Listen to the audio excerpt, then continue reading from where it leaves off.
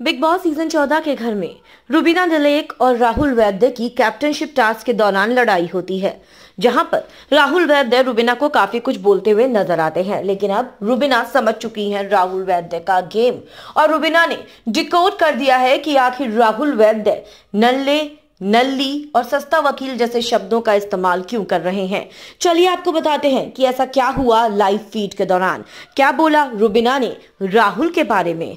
Big boss के घर के अंदर राहुल वैद्य और रुबीना दिलेक ये दोनों एक दूसरे के आमने सामने अक्सर रहते हैं। इन दोनों की लड़ाई टीआरपी बटोरती है और ऐसे में जब वीकेंड का वार में सलमान खान राहुल वैद्य को ये बोलते हैं कि तुम्हें हार्डवर्क करने की जरूरत है, यानी कि तुम्हारी टीआरपी नीचे गिर रही है, और यही जिक्र करती हुई नजर आती हैं रुबीना दिलेक अभिनव शुक्ला से गार्डन एरिया में। वो अभिनव से कहती हैं कि तुम सोचो, ये राहुल जो इतने दिनों से ऐसे शब्दों का इस्तेमाल नहीं कर रहा था, नल्ला, नल्ली, सस्ता वकील, अचानक से ये सब बोलना इसने फिर से क्यों शुरू कर दिया।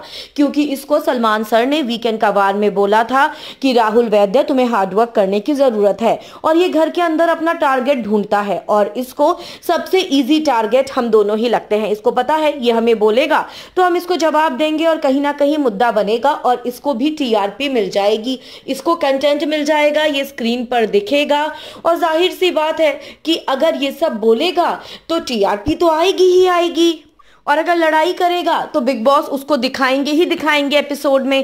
पहले मैं ये सब नहीं समझती थी, लेकिन जब से ये शो में वापस आया इसने कुछ भी नहीं करा, ये चुप रहने लगा था, लेकिन अब जैसे ही सलमान सर ने बोला तो ये फिर से अपने गेम को बदल चुका है। ऐसे में अभिनव भी रुबीना से इत्तेफाक रखते हुए कहते हैं कि बिल्कुल ठीक कह रही है रूबी तू, ये इसीलिए ऐसे कर रहा है, ये बिल्कुल बदल गया था बाहर से आने के बाद, लेकिन अब फिर से ये बैक टू उसी वे में जा रहा है, उसी तरीके में जा रहा है जैसा ये पहले हुआ करता था।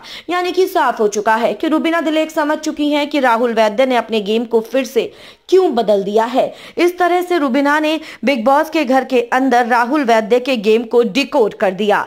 आपकी क्या राय है इस पर कमेंट सेक्शन में लिखना बिल्कुल भी ना भूलें।